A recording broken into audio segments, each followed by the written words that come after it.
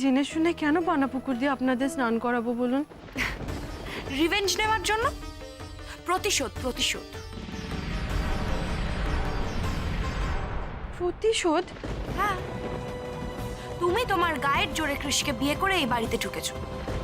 যারা যারা সেটা মেনে নিতে পারছে না, যারা যারা তোমাকে পছন্দ করছে না, তাদের শিক্ষা দেওয়ার জন্য তুমি এটা করলে, প্রতিশোধ নিলে।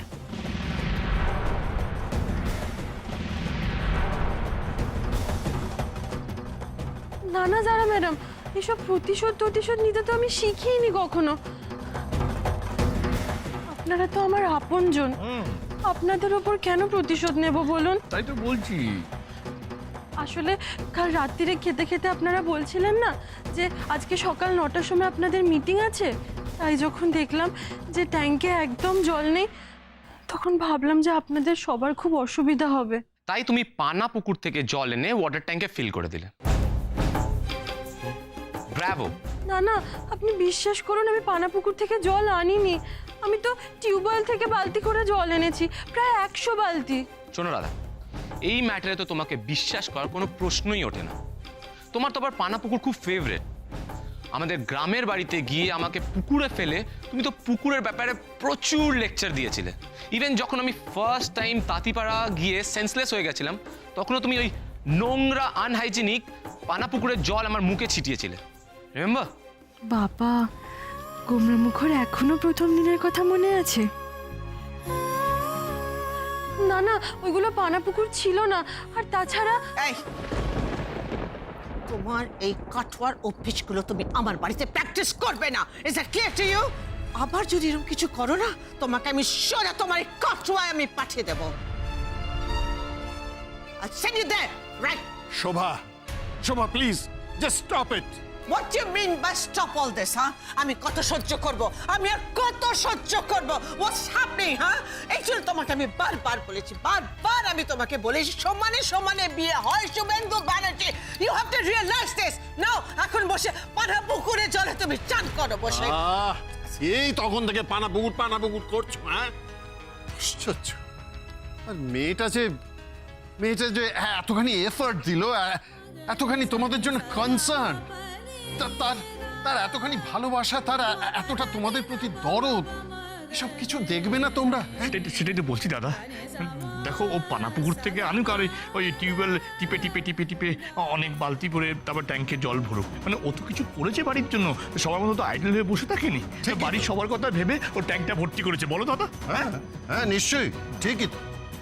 আচ্ছা শোভা, মেয়েটা অত দূর থেকে টিউবওয়েল পাম্প করে করে বালতি ভরে এনে ছাদে উঠে সে ট্যাঙ্ক ভর্তি করলো কেন?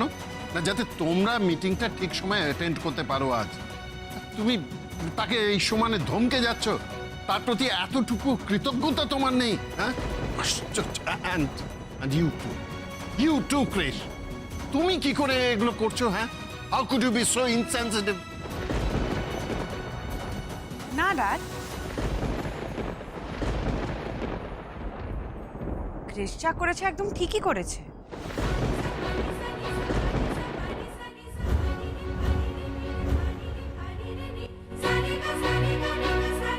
রাধাকে সিম্পেথি দেখানোর তো কোনো প্রয়োজন নেই, একদমই না। তুমি অবাক কেন হচ্ছ রাধা?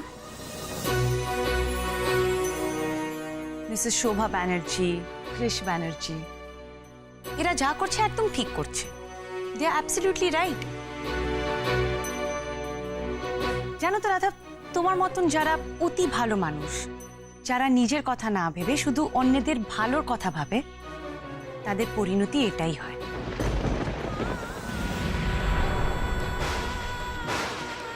রাধা, কেউ তোমার ভালো মানুষের এখানে দাম দেবে না। ইনফ্যাক্ট যারা তোমার সব থেকে কাছের মানুষ, তারাই তোমায় ভুল বুঝবে।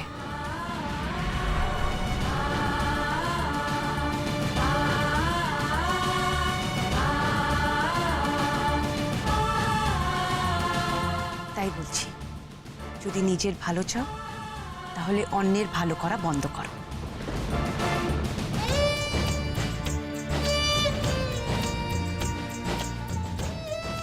কাকন, just because it suits you তুমি সব সময় কিন্তু রাধাকে সাপোর্ট করো না। ওর দোষগুলো ঢাকবে না তুমি অল দ্য টাইম। ও যেটা করেছে সেটা অন্যায় করেছে।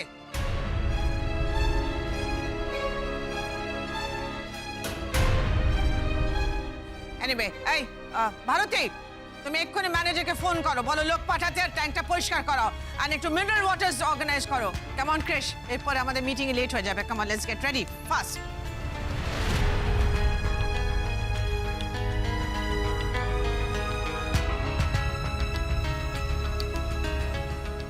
কাল খুব আমাকে হেরো পার্টি বলা হচ্ছিল না? আসলে কে হেরো পার্টি সেটা বুঝলে তো রাধা?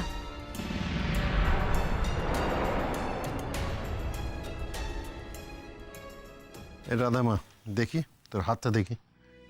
দে হাতটা, দে আমায়।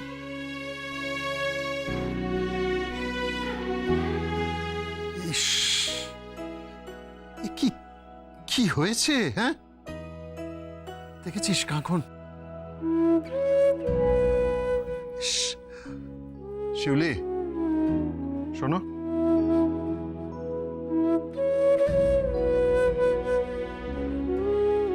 দেখেছো বালতি বইবে কি অবস্থা করেছে? দেখি। হে মা, রাধা খুব ব্যথা পেয়েছো তাই না?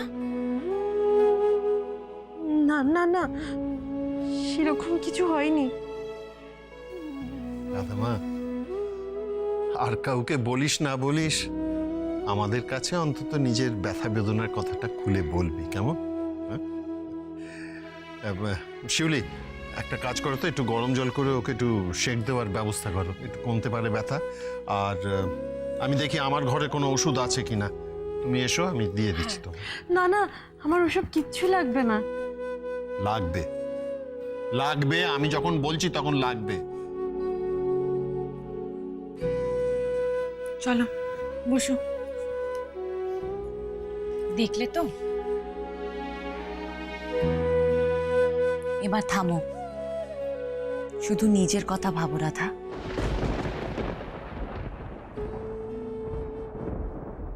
1 লাখ নয়, 2 লাখ নয়, 15 লাখ, 15 লাখ টাকার ঘাপলা।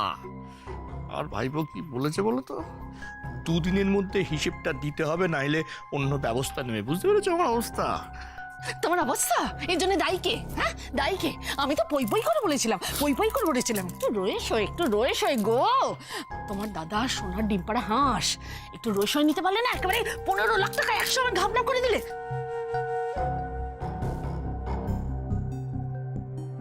হ্যাঁ গো, আজকে তো তোমাদের মিটিং। হ্যাঁ, তুমি কিছু ভেবে টেবে রেখেছো? কি বলবে ওদের? কি আর বলবো, একটা সোজা মিলকে অনেক বড় গোজা মিল দিয়ে মেলাতে হবে। আর তো কিছু বলার নেই, করারও নেই।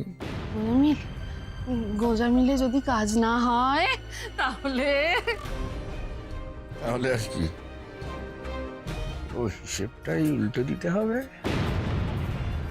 আমার ভাইপো আমাকে চেনে না এখন, যদি হিসেবপত্র বেশি চাইতে যায় না, ওরা এমন হিসেব করে দেবো, হিসেব চাওয়ার মতো অবস্থাতেও থাকবে না।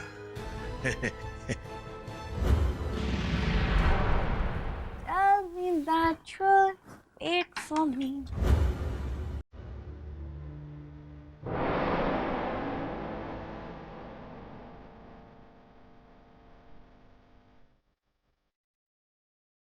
আমার ঘরে কি চাই তোমার? আমি আপনার থেকে একটা প্রশ্নের উত্তর চাইতে এসেছি সারা ম্যাডাম। ও, কি প্রশ্ন? আচ্ছা, আপনি কি সত্যি কুমড়া মুখোকে ভালোবাসেন? এটা কোনো প্রশ্নই না রাধা। একটা কথা খুব ভালো করে জেনে রাখো, আমি কৃষকে খুব ভালোবাসি, আর কৃষ্ণ আমাকে খুব ভালোবাসে।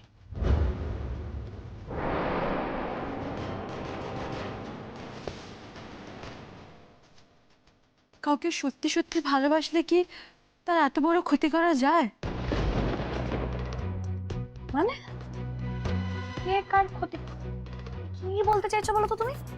আপনি আমাকে শাস্তি দিতে গিয়ে কুমড়া মুখোকে কেন কষ্ট দিলেন বলুন?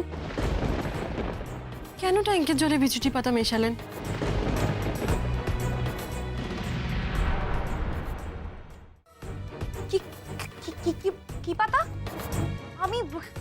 মিশিয়েছি।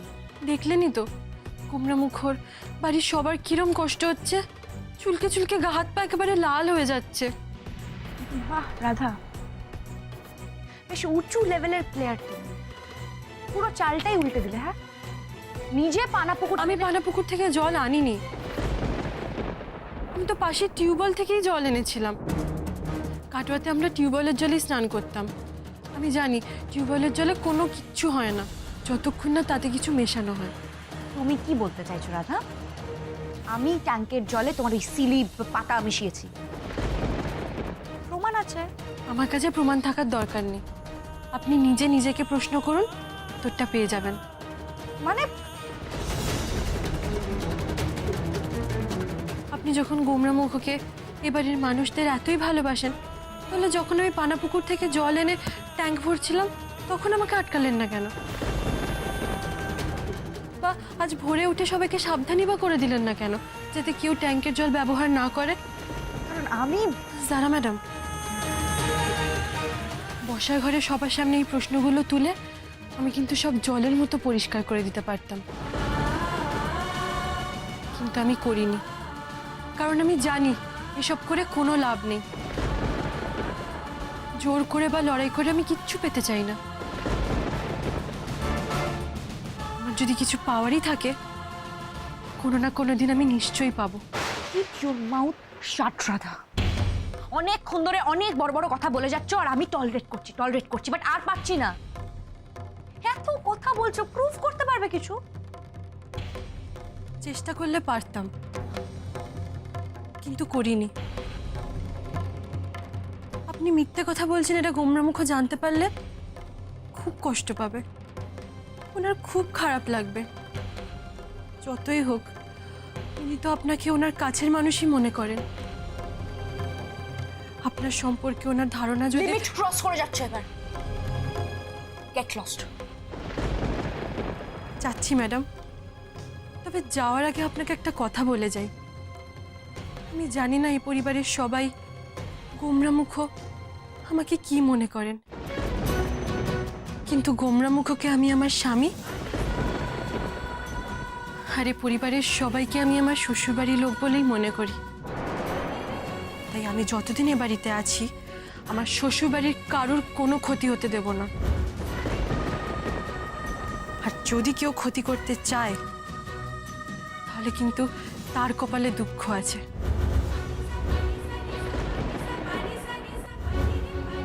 আসছি।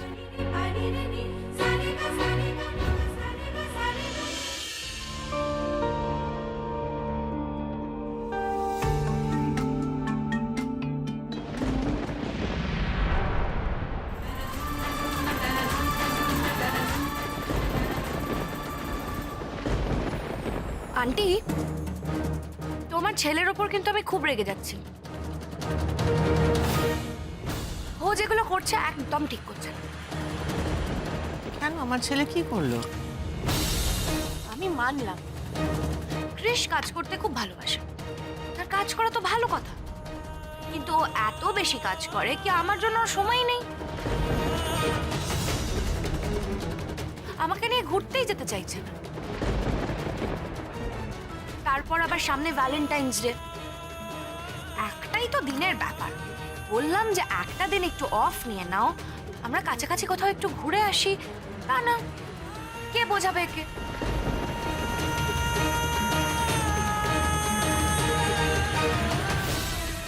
বুঝো কাণ্ড, বউয়ের সামনে বসে বসেই তার বরকে নিয়ে ভ্যালেন্টাইন্স ডে সেলিব্রেট করার কথা বলছে। কি বেহায়া মেয়ে রে বাবা। কি হলো ক্রিশ, ভ্যালেন্টাইন্স ডে যাচ্ছ না কেন? আমি একবার বললাম তো আমার অনেক কাজ আছে, এই ভ্যালেন্টাইন্স ডের দিন কোথাও ঘুরতে যেতে পারবো না। ও ক্রিশ, কাম অন, এটা একটা কোনো কথা হলো? হ্যাঁ, কাজ তো সবারই থাকে। ধরো আমিও তো কাজ করেছি এক সময়। হ্যাঁ, তো তোমার মাকে নিয়ে ওকেশনালি ঘুরতে গিয়েছি। কি শোভা, তাই তো? সি, তুমিও কটা দিন ছুটি নাও, কাজ থেকে ছুটি নাও, একটু কোথাও বেরিয়ে এসো। তোমার বউকে নিয়ে।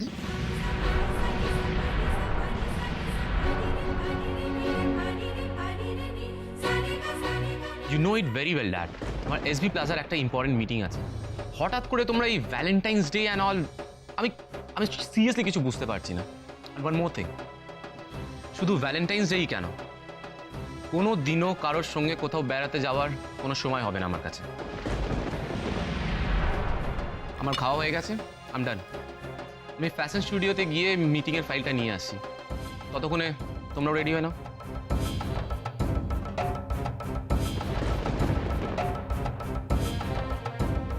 এই মেয়েটার জন্য আমার ভ্যালেন্টাইন্স ডের পুরো প্ল্যানটা চপাট হয়ে গেল।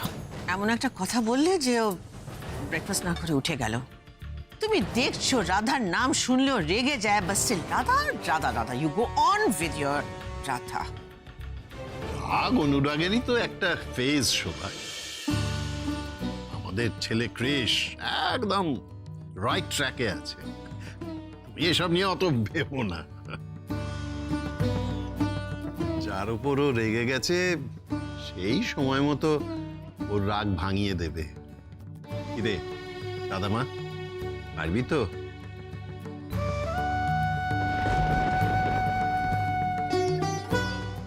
রাগ ভাঙানোর একটা ব্যবস্থা তো আমি করেই এসেছি। আমার ওই রাগী সোহাগী সিরিজের স্কেচগুলো দেখলে ওনার কি রাগ একটুও গলবে না গণেশ দাদা? নাকি আবার উল্টোটা হবে, নিজের রাগী মুখগুলো দেখে আমার উপর ডবল রেখে যাবে? ওরে বাবারে, এখন তার মানে ফ্যাশন স্টুডিওতে যে কি তাণ্ডব শুরু হয়ে গেছে কে জানে।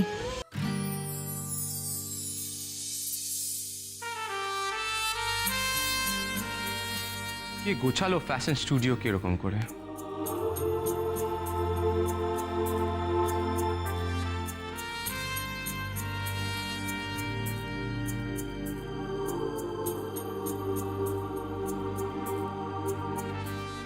Wow, this is amazing.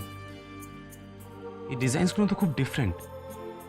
এগুলো দিয়ে দারুণ টি শার্ট বানানো যেতে পারে। বাট কে করলো স্কেচ? এটা কি?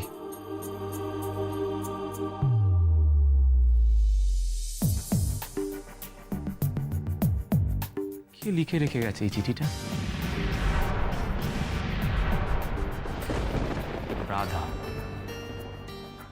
এত বড় অর্ডারের ডেলিভারি এত কম টাইমে কি করে পুরো করবো বুঝতে পারছি না। শুধু তাই নয়, অনেকগুলো টাকার ইনভেস্টমেন্টও আছে। 15 লাখ টাকা তো আবার হিসেবও পাওয়া যাচ্ছে না। কেন কৃষ্ণ, আমার মনে হয় না দেব্য আজকে আমাদের হিসেব দিতে পারবে। আর ও যদি হিসেব না দিতে পারে তাহলে তুমি এখনই ভেবে নাও আমাদের নেক্সট স্টেপটা কি হবে। তোমার ড্যাডের ছোট ভাই বলে আমি কিন্তু ওকে ছেড়ে দেবো না। বাই দ্য ওয়ে মম, যারা এই মিটিংয়ে আসলো না কেন?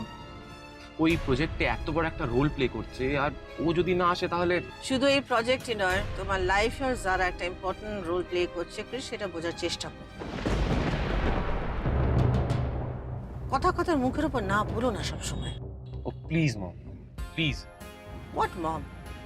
যারা এত একটা রেসপন্সিবল মেয়ে, আমি ওকে এত করে বললাম, বাট ও এলো না মিটিং এ। বুঝতে পারছো তুমি কতটা ওকে কষ্ট দিয়েছো? করুন না এরম করে। তুমি বাড়ি গিয়ে ওকে সরি বলবে, আর এমনি এমনি যাবে না, একটা ফুল টুল কিছু নিয়ে যাবে, বুঝেছো? আর ভ্যালেন্টাইন্স ডে তে ওকে একটু বাইরে ডিনারে নিয়ে যাও। Must take her out. Mom, Radha কয়েকটা ডিজাইন ড্র করেছে। আই এম থিঙ্কিং আমরা যদি এই ডিজাইন টি শার্টে ট্রাই করি তাহলে? Have a look. রাধা আমাদের বিজনেসে কি করে আসছে আবার? ক্রিশ, রাধাকে আমাদের বিজনেস বা সংসারে ইনভলভ করা ভুল তুমি কিন্তু করো না। এইসব ফাইল-টাইল দেখো না এখন, আর আমাদের মিটিংয়ে কনসেন্ট্রেট করো। ভুলে যাও, ফরগেট এভরিথিং অ্যাবাউট রাধা। রাধাকে যে তুমি চেনো, রাধা যে তোমার লাইফে এসছে, রাধার সঙ্গে তোমার বিয়ে হয়েছে, forget everything, forget that girl. Delete it, delete it, the word is delete. তোমার মন থেকে, তোমার লাইফ থেকে ওকে ডিলিট করে দাও। মুখ তো অফিসে যাওয়ার আগে আমার ডিজাইনগুলোর ব্যাপারে কিছু বলেই গেল না। আমার ডিজাইনগুলো কি উনি দেখেননি, নাকি ওনার পছন্দই হয়নি? বিয়ের আগে তাও আমাকে না পছন্দ হলেও আমার ডিজাইনগুলো ওনার পছন্দ হতো। বিয়ে পরে তো ওনার পছন্দের লিস্ট থেকে আমি আমার ডিজাইন দুজনেরই নাম কাটা গেছে বোধহয়। তো ভালো লাগে না।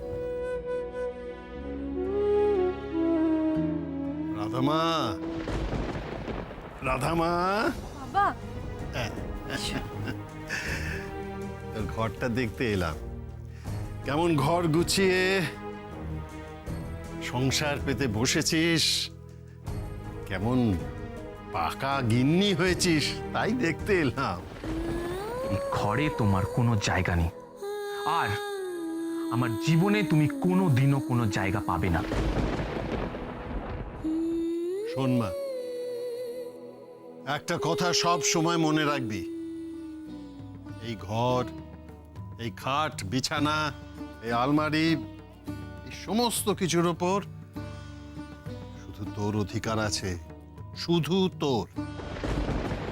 যে যাই বলুক, তোকে শাসাক, ভয় দেখাক, অপমান করুক, কারুর কথায় কিন্তু তুই নিজের অধিকার ছাড়বি না, রুখে দাঁড়াবি। আমি সবসময় তোর পাশে আছি। আরে কৃষ্ণা না এখনো বড় অবুঝ ছেলে মানুষ, ও কি চায় ও নিজেই ঠিক বুঝে উঠতে পারে না। তুই এই ঘরটা যেমন সুন্দর করে সাজিয়ে তুলেছিস, কৃষের জীবনটাও কিন্তু তোকে এইভাবেই সাজিয়ে তুলতে হবে, এমনভাবে ভরিয়ে তুলতে হবে যাতে এক মিনিটও তোকে না দেখে থাকতে না পারে। সেই সৌভাগ্য কি সত্যি আমার হবে গণেশ দাদা?